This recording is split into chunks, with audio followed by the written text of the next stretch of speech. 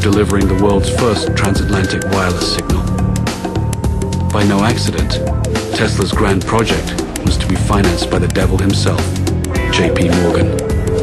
You're a strange man indeed, Tesla. After the papers are signed, you may draw upon the house of Morgan, but it's important that I remain a silent partner. You do understand what that means, don't you, Mr. Tesla? But Nikola had a secret. The system could also electrify the world. Wardenclyffe would provide limitless, free energy, everywhere, for everybody.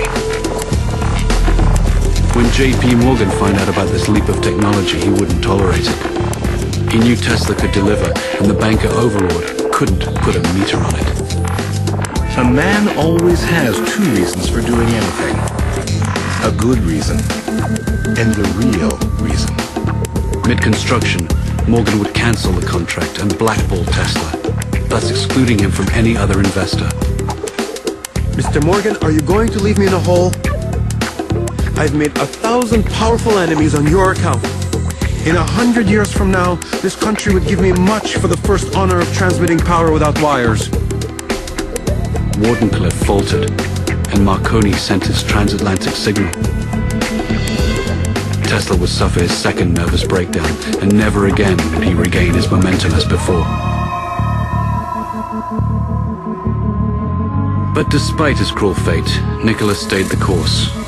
Decade after decade would pass, and he would bring forth new fantastic inventions in transportation, air flight, and even warfare. His death beam, as he intended, would bring an end to all warfare. An inventor to the end, all he ever wanted was to uplift the condition of humanity. But now in his hotel room, time was drawing short. He'd finger newspaper clippings and recall some of the smaller moments of his life. His table for one, walking the streets of New York, haunting Grand Central Station, or feeding his many pigeons. No one could begin to imagine what great secrets this mad scientist kept locked inside his head. No one, except J. Edgar Hoover and his G-men. They waited patiently for the great man to pass, and were ready to take everything that Nikola left behind. The Lost Wizard is a spellbinding epic based on Mark Siefer's acclaimed biography about the tragic rise and fall of the radical genius, Nikola Tesla. It's a true story of triumph, heartbreak, deception, and madness, set upon the backdrop of New York City at the cusp of the modern era. This story is about a man whose powerful ideas live on, as much of his work is still classified and used in the most esoteric projects imaginable today. Nikola Tesla single-handedly changed the world for the benefit of mankind, yet has been rewarded with obscurity. It's time to bring his story out of the shadows and into the light. With his last breath, Nikola gently smiled. Let the future tell the truth, and evaluate each one according to his work and accomplishments. The present is theirs. The future, for which I have really worked, is mine. Would they only have listened?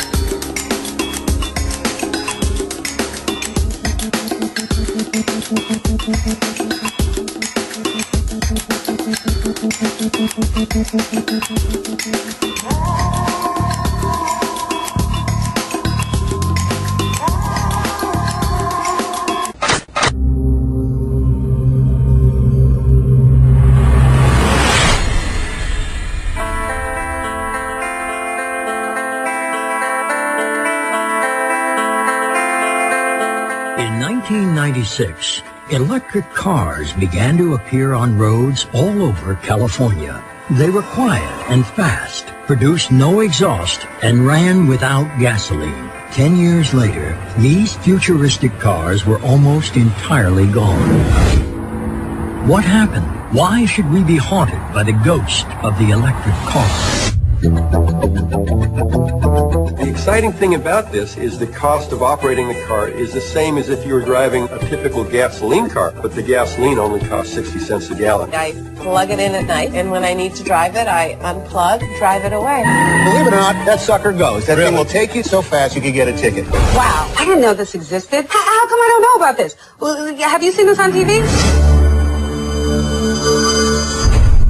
People who control the marketplace today, the oil companies, have a strong incentive to discourage alternatives. They make too much money with their technological stagnation and the internal combustion engine. For the last 15 years, they've been telling us the fuel cells are 10 to 15 years old. There's still roughly 1 trillion barrels worth of oil in the Earth's crust. That's $100 trillion worth of business yet to be done. General Motors made a commitment to the Hummer because they could see the Hummer would make them money. The electric vehicle is not for everybody. It can only meet the needs of 90% of the population. We're up against the automobile industry, the oil industry. It's David versus Goliath. Who killed the electric car? Lack of corporate wisdom. In my opinion, it's big oil. The murder was committed by the General Motors company. What's interesting, you're going to be shredding some new cars. Why are you shredding them up? A little bit of a mystery, really. That seems like a shame. I think it will go down as one of the biggest blunders in the history of the automotive industry. Turn the machine on. Denny Klein fires up his hot new invention. His machine emits a flame that feels only slightly warm to the touch. But watch what happens when he touches anything else. Instantaneously, I can burn a hole right down through the center of that brick. The flame instantly turns hotter than the surface of the sun. Heat so intense it takes only seconds to literally burn a hole through charcoal. 3 seconds turns a brass ball to glowing liquid metal. Tungsten lights up like a sparkler. Steel, lead, and other metal slices on contact. Yet the tip of the welder stays cool to the touch. No other gas will do this. Denny Klein uses an alternative fuel source once thought impossible. He says people still have trouble believing him when he reveals his liquid fuel. Water. Take water and electricity, and we break it down through our very unique electrolysis process. Klein has just patented his process of converting H2O to HHO, producing a gas that combines the atomic power of hydrogen with the chemical stability of water. It turns right back to water. You can see the water running off of this.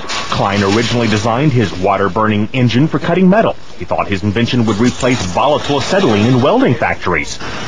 Then one day, as he drove to his laboratory in Clearwater, he thought of another way to burn his HHO gas. On a 100-mile trip, we use about 4 ounces of water.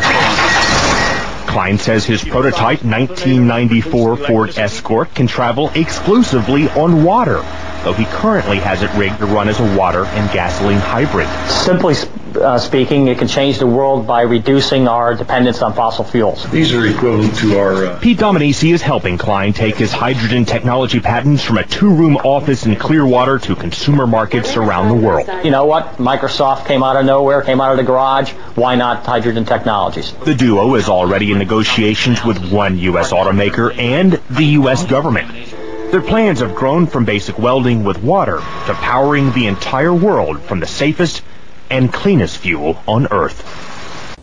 And to top our news here at 6 o'clock, an age-old dream becoming a reality. A local inventor has discovered a way, hear this, to use water to run your car. It's a major breakthrough that will no doubt make motorists happy. And as Ralph Robinson explains, the Pentagon is also showing lots of interest in this project.